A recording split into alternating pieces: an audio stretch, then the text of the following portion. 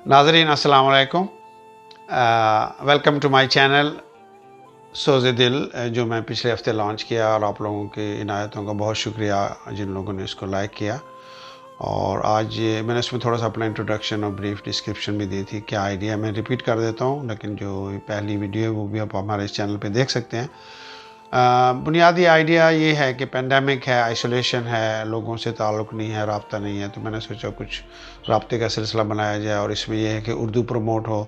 We are lucky to be here and benefiting from all this situation, लेकिन फिर भी हमें अपनी ज़बान को, अपने शायरों को से ताल्लुक़ रखना चाहिए और उससे यह है कि कुछ हमारी ज़बान की प्रमोशन हो जाए। तो इंशाल्लाह मैं आज आपकी खिदमत में अल्लामा इकबाल के कलाम से एक बहुत खूबसूरत नज़म पेश करने वाला हूँ।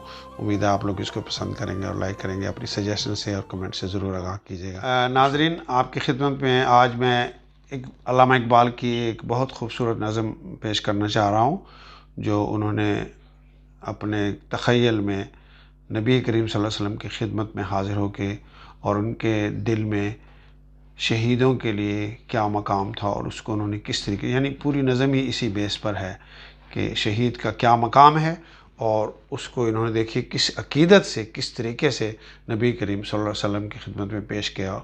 उनकी तख़य्युल से मेरी मुराद ये है, आप लोगों को अगर समझे, यानी इमेजिनेशन जो होती है उसके। इस नज़म के एक्चुअली 3 हिस्से हैं, लेकिन इससे पहले मैं चाहता था कि जिन लोगों को तो पता है अच्छी बात है, my apologies if already know, लेकिन यह कि थोड़ा सा तारुफ होते जाए, जो नए लोग जानने वाले हैं उनको पता हो।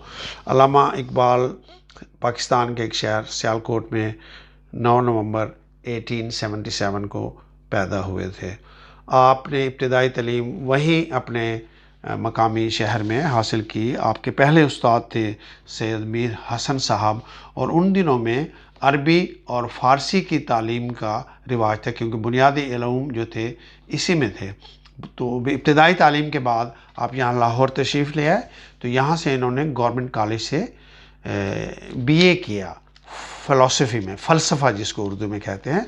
और उस वक्त चूँकि सब कॉन्टिनेंट अनडिवाइडेड था और अंग्रेज़ों की हुकूमत थी, तो वहाँ पर इनको इंग्लिश प्रोफेसर से भी मिलने का मौका मिला, उनसे मुस्तफ़ीद हुए। आर्नल्ड एक सर थे, वो उनको इन्होंने पढ़ाया और उन्होंने असल में इनके अंदर ये टैलेंट देख लिया था, और यही उस्ताद और शागिर्द की दोस्ती थी बाद में जो अल्लामा इकबाल साहब के इंग्लैंड के सफ़र का सबब भी बनी और यहाँ पर आके उन्होंने कैम्ब्रिज में यहाँ पे स्टडी की।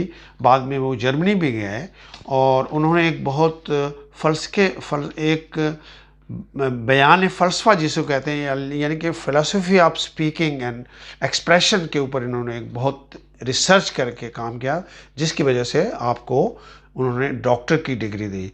बाद में उनको हुकूमत इंग्लिस्तान ने सर का खिताब दिया, लेकिन उनके प्यारे वालिदैन ने जो इनका नाम इकबाल रखा था, शायद वो कबूलियत की घड़ी थी कि आपके सर और ये डॉक्टर के ख़िताब से ज़्यादा आपका नाम मकबूल हुआ, वही उनका तखल्लुस रहा। यानी आमतौर पे आप देखते हैं अल्ताफ़ हुसैन हाली, तो अल्ताफ़ हुसैन जो है वो शायर का नाम है, हाली उनका तखल्लुस है।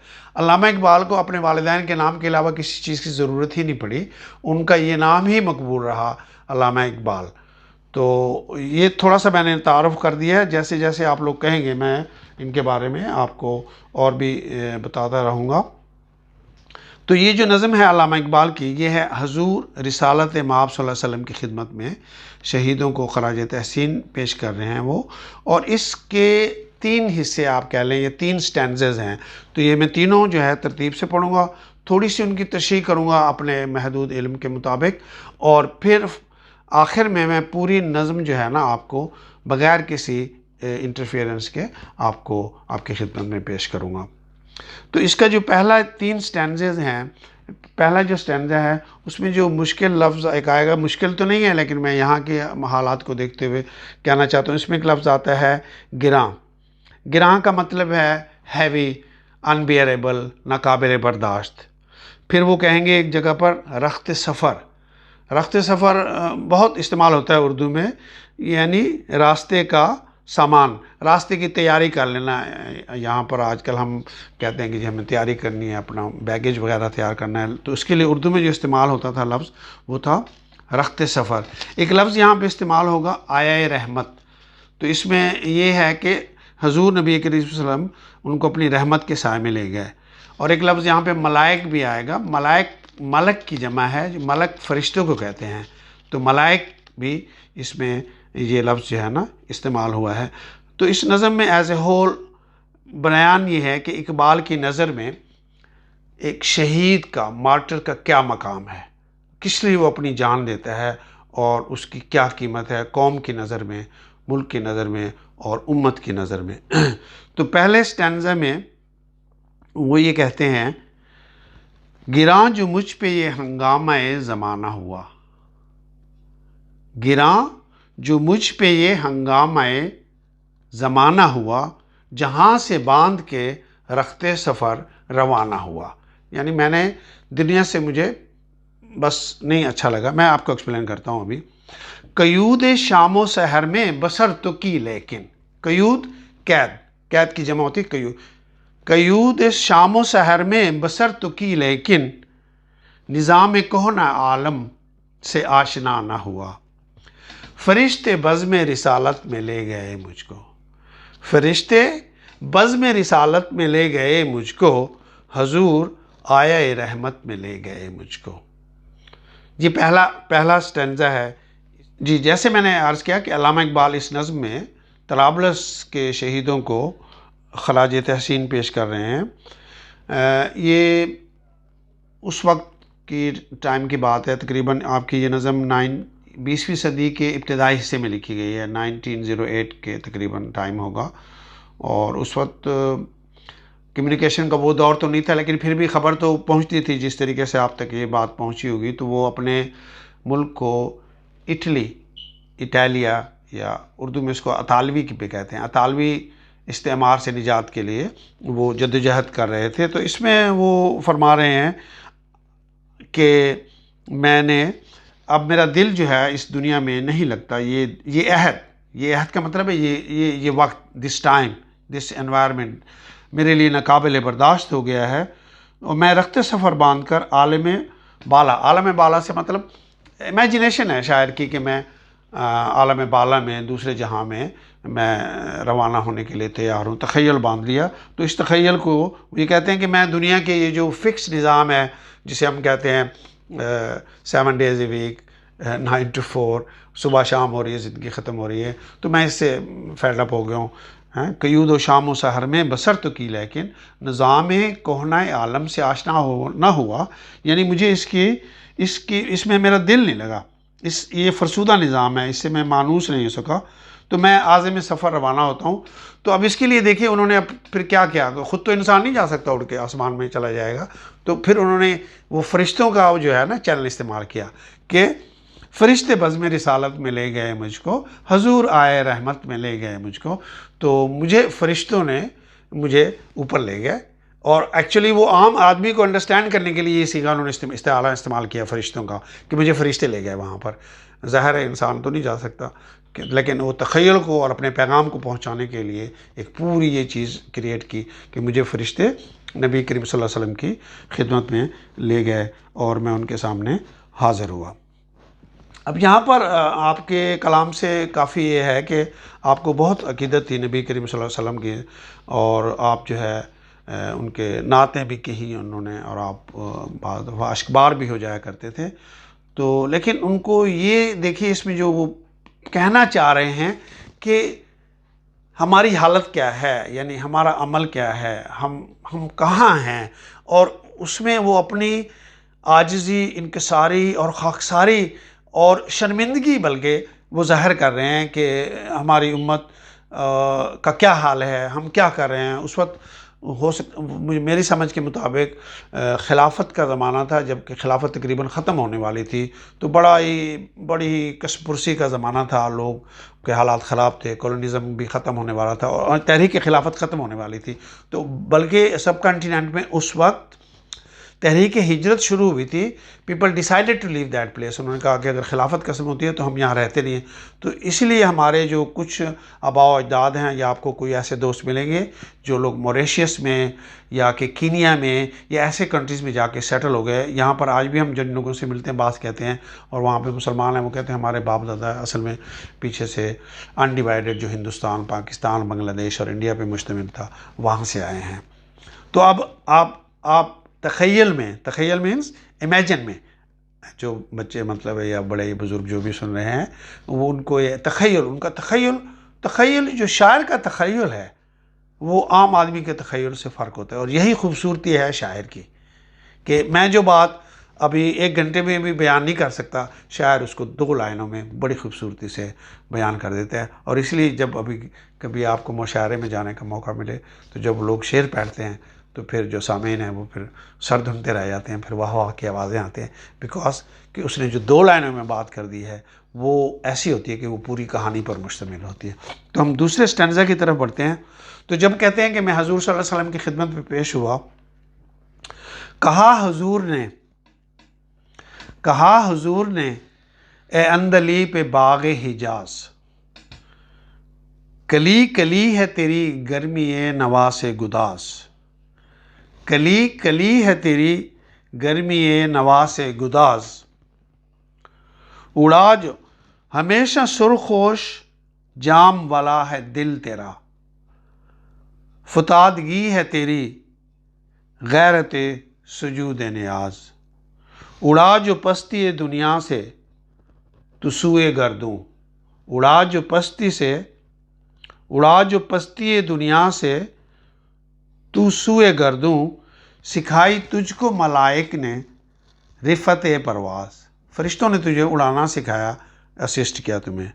نکل کے باغ جہاں سے برنگ بو آیا، تو خوشبو کی طرح اور تیرا کلام ہم تک پہنچا ہے. نکل کے باغ جہاں سے برنگ بو آیا، ہمارے واسطے کیا تحفہ لے کے تو آیا. تو یہ دوسرا سٹینزا ہے اس نظم کا. تو اس میں علامہ اقبال نے یہ نقشہ کیا ہے کہ مجھے جب وہ فرشتے نبی کریم صلی اللہ علیہ وسلم کی خدمت میں لے گئے تو آپ نے فرمایا بے شک تم میرے گلستان حجاز کی بلبل ہو. آپ کا کلام، یعنی تھوڑا سا انہوں نے اپنے آپ کے بارے میں یعنی کہا ہے کہ ان کا کلام پوری امت میں، پورے پاکستان میں، ہندوستان میں، کیونکہ آپ نے فارسی میں بھی شاعری کی، ایران میں ہر جگہ جو ہے پڑھا جاتا تھا، سنا جاتا تھا. اور تیرے نغموں یعنی شاعری ہماری محبت سے سرشار ہے، اور تیری شاعری سے ملت کا ہر فرد بے شک متاثر ہوا ہے. اور یہ بات تو ٹھیک ہے، یہ کارنامہ تو نے انجام دے دیا، یہ بہت عظیم ہے، اور تیرا دل ہمیشہ ہماری محبت میں سرشار رہتا ہے. تیری خاکساری اور انکساری 1000 ہاتھ سجدوں کے لیے باعث رشک ہے. یعنی کہ ایک جگہ نماز ہوتی ہے اور لوگ سجدے کرتے ہیں، عبادت کرتے ہیں، یہ بھی ہے اللہ تعالیٰ کا حکم ہے، لیکن جو پیغام دینا ہوتا ہے ان وائڈر کمیونٹی کو، اور یہ جو لوگ شاعر ہوتے ہیں یا لیڈر ہوتے ہیں وہ جو کام کرتے ہیں، تو یہ بھی نبی کریم صلی اللہ علیہ وسلم اور ہمارے اللہ تعالیٰ کی نظر میں بہت ہی پسندیدہ فعل ہے. تو آپ نے کہا کہ ہمارے لیے آپ کی جو انکساری ہے وہ ہمارے لیے 1000 ہاتھ سجدوں سے باعث رشک ہے. تو زمین کی پستی سے اڑ کر یہاں پہنچا ہے، اور تجھے فرشتوں نے بلند پروازی سکھائی ہے. بے شک تو باغ دنیا سے خوشبو کی طرح اڑ کر یہاں آیا ہے. نکل کے باغ جہاں سے برنگ بو آیا. بے شک تو اس دنیا سے ایک خوشبو کی، یعنی تیرے شعروں کی، تیرے کلام کی خوشبو ہم تک پہنچی ہے. ہمارے واسطے کیا تحفہ لے، لیکن یہ تو بتا ہمارے لیے کیا لائے. کیا ہے کچھ ایسی چیز جس کے لیے تو پراؤڈ ہو، میری خدمت میں پیش کر سکے میری قوم، میری امت کی؟ تو کیا ہونا تھا پاس. تو تیسرے سٹینزے میں پھر وہ اپنا حال بیان کرتے ہیں. تو وہ فرماتے ہیں، یہ آخری بند ہے اس کا: حضور دہر میں آسودگی نہیں ملتی. حضور دہر میں آسودگی نہیں ملتی، تلاش جس کی ہے وہ زندگی نہیں ملتی. تو کوئی بھی انسان یہاں پہ مطمئن ہے بھی نہیں ویسے بھی. حضور دہر میں آسودگی نہیں ملتی، تلاش جس کی ہے وہ زندگی نہیں ملتی، ہزاروں لال و گل ہیں ریاض ہستی میں۔ دنیا کے اس چمنستان میں آپ کو قسم قسم کے رنگ و بو لوگ ملیں گے۔ آگے کیا کہتے ہیں دیکھیے، وفا کی جس میں ہو بو وہ کلی نہیں ملتی۔ سنسیئر لوگ، پیشنیٹ، ہمدرد، وفادار کہاں ہیں؟ نہ پہلے تھے نہ اب ہیں۔ ہزاروں لال و گل ہیں ریاض ہستی میں، وفا کی جس میں ہو بو وہ کلی نہیں ملتی۔ لیکن اس تمام بے سر و سامانی کے باوجود اب دیکھیے آپ نے جو خدمت میں پیش کرنا تو اس کے لیے انہوں نے گراؤنڈ کیسے بیان کیا ہے۔ میرے پاس کچھ بھی نہیں ہے، عمل بھی نہیں ہے، یہاں پر لوگوں کے وفا کا بھی نہیں ہے مسئلہ، اور بھی دوسری چیزیں ہیں، لیکن پھر کہتے ہیں مگر میں نظر کو ایک آبگینہ لایا ہوں۔ یس، آبگینہ بڑا مشکل لفظ ہے، فارسی سے لیا گیا ہے۔ سراہی، سراہی بھی اگر آپ اس کو سمجھیں، یہ پوٹ کا ایک بنا ہوا کلے ہوتا ہے، بڑا خوبصورت، اس کی لمبی گردن ہوتی ہے۔ دیکھوں گا میں اگر اس کے بیک گراؤنڈ میں ڈال دیں گے ہم تو، مگر میں نظر کو ایک آبگینہ لایا ہوں، جو چیز اس میں ہے جنت میں بھی نہیں ملتی۔ اب دیکھیے کتنا ایکسپیکٹیشن کر دی ہے، ابھی کچھ کہنے سے پہلے شاعر کا تخیل دیکھیے کیسے وہ بیان کر رہا ہے۔ مگر میں نظر کو ایک آبگینہ لایا ہوں، جو چیز اس میں ہے جنت میں بھی نہیں ملتی۔ جنات تجری من تحتہا الانہار، جنت جس میں نہروں کے اوپر باغ ہوں گے۔ یہاں کے بچوں کو ہم بلاتے ہیں کہ وہاں پر دودھ اور شہد کی نہریں ہوں گی، شہد کا نہیں پتہ ہے تو چلو ان کو سمجھانے کے لیے کہہ سکتے ہیں ہم چاکلیٹ کی نہریں ہوں گی۔ میری بیٹی پڑھاتی ہے بچوں کو تو بچے کہتے ہیں او استاذہ there will be chocolates, river of chocolates, yes there will be. لیکن شاعر اپنے تخیل میں حضور سے اور کہہ رہے ہیں کہ میں ایسی چیز لایا ہوں کہ اب امیجن کیجئے کہ کہتے ہیں میرے لیے اس کا مقام اس سے بھی زیادہ ہے، وہ جنت میں بھی نہیں ملتی۔ اور وہ کیا چیز ہے؟ جھلکتی ہے تیری امت کی آبرو جس میں۔ ختم کر دیا علامہ اقبال نے، بعد میری آنکھوں میں آنسو آ جاتے ہیں یہ پڑھ کے ہوئے۔ جھلکتی ہے تیری امت کی آبرو اس میں، طرابلس کے شہیدوں کا ہے لہو اس میں۔ کتنی خوبصورتی اور بلندی سے شہیدوں کا مقام نبی کریم صلی اللہ علیہ وسلم کہ میرے پلے تو کچھ نہیں ہے۔ اللہ میاں حضور نبی کریم صلی اللہ علیہ وسلم سے خدمت میں عرض کر رہے ہیں۔ آن حضرت کے استفسار پر اقبال کہتے ہیں کہ میں نے کہا کہ حضور دنیا وہ مقام ہے جہاں آرام و سکون ناپید ہے، یعنی میں نے کہا نا کہ حضور دہر میں آسودگی نہیں ملتی، تو یہاں پر آرام و سکون نہیں ہے۔ اس زندگی میں تلاش ہو جس چیز کی وہ بھی میسر نہیں ہے۔ اگرچہ اس دنیا میں بے شمار انسان رہتے ہیں لیکن ان میں وفا کا نام و نشان تک موجود نہیں۔ اس کے باوجود میں حضور صلی اللہ علیہ وسلم کی خدمت اقدس میں ایک ایسا آبگینہ لے کر آیا ہوں جس میں اس میں ایک ایسی گراں قدر شے ہے جو جنت میں بھی نہیں ہے۔ اور پھر کہتے ہیں یہ نایاب شے جو اس آبگینے میں موجود ہے وہ طرابلس کے شہیدوں کا لہو ہے، جس سے حضور صلی اللہ علیہ وسلم کی امت کے آبرو اور توقیر جھلکتی ہے۔ تو اس آخری، میرے خیال میں اس آخری شعر کو بیان کرنے کے لیے اس ساری شہیدوں کو مقام، یہ پورے انہوں نے پوری یہ نظم لکھی، دنیا کا نقشہ پیش کیا، یہاں پر رشتوں کا، حمیت کا، وفا کا، حالات کا، اور پھر اس طریقے سے آپ نے یہ نبی کریم صلی اللہ علیہ وسلم کی خدمت میں شہود۔ ناظرین وہ جو میں نے آخری اس کا شعر پڑھا تھا آخری بند کا، بہت خوبصورت ہے وہ کہ جھلکتی ہے تیری امت کی آبرو اس میں، طرابلس کے شہیدوں کا ہے لہو اس میں۔ مجھے یہ موقع ملا ہے ملازمت کے سلسلے میں، میں وہاں لیبیا میں مقیم بھی تھا، میں نے دیکھا ہے طرابلس اور پورا لیبیا بھی، اور وہاں پر ہمارے جو اٹیلین استعمار تھا ان کے میموریبل جو سٹیز ہیں، سبراتا ہے اور مصراتا ہے، اور طرابلس کا شہر خود بہت بڑا خوبصورت ہے، بڑے بڑے وہاں پہ بلڈنگز بھی بنی ہوئی ہیں، اور میں نے وہاں پر ان لوگوں کی سفرنگ بھی دیکھی ہے جو ان کے بزرگ و آباء و اجداد تھے، کہ کس طریقے سے ان سے میں نے سٹوری بھی سنی ہے کہ ان کے اوپر کتنے ظلم ہوئے، کیسے ان کو ایفیکٹ ہوا۔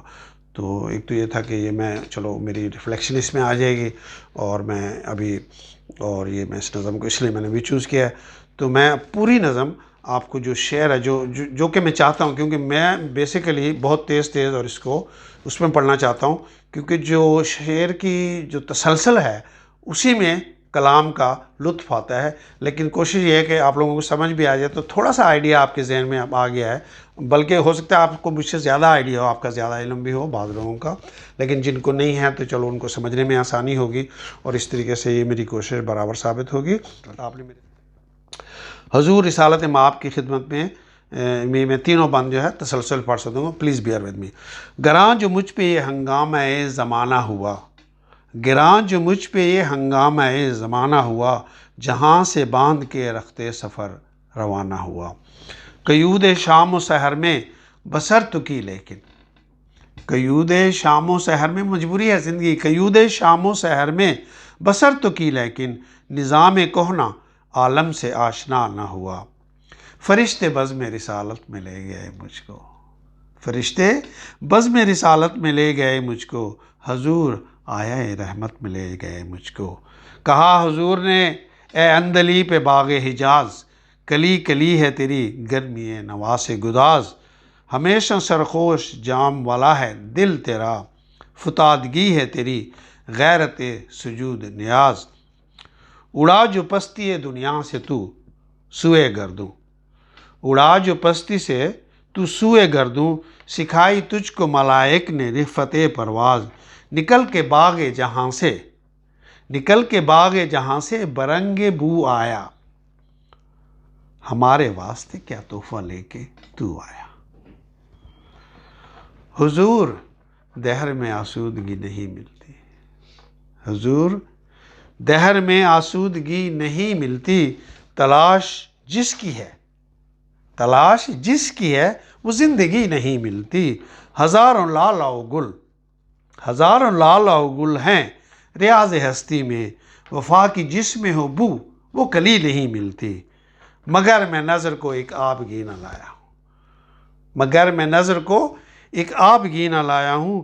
جو چیز اس میں ہے جنت میں بھی نہیں ملتی، جو چیز اس میں ہے جنت میں بھی نہیں ملتی. جھلکتی ہے تیری امت کی آبرو اس میں، جھلکتی ہے تیری امت کی آبرو اس میں. طرابلس کے شہیدوں کا ہے لہو اس میں.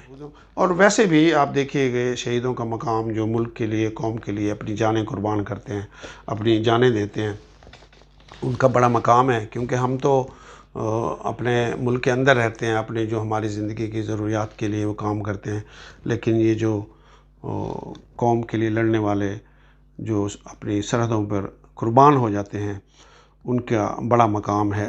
مجھے یاد ہے اسی طریقے سے ایک بہت نغمہ مقبول ہے جو نور جہاں نے کہا تھا شہیدوں کے لیے کہ سرفروشی ہے ایمان تمہارا، سرفروشی ہے ایمان تمہارا، جرتوں کے پرستار ہو تم، جو حفاظت کرے سرحدوں کی وہ فلک بوس دیوار ہو تم. اے شجاعت کے زندہ نشانوں میرے نغمے تمہارے لیے ہیں. سامعین، میں کوشش کی ہے اس کو کچھ ایکسپلین کر سکوں، اور اس کو آپ لائک کیجئے. آپ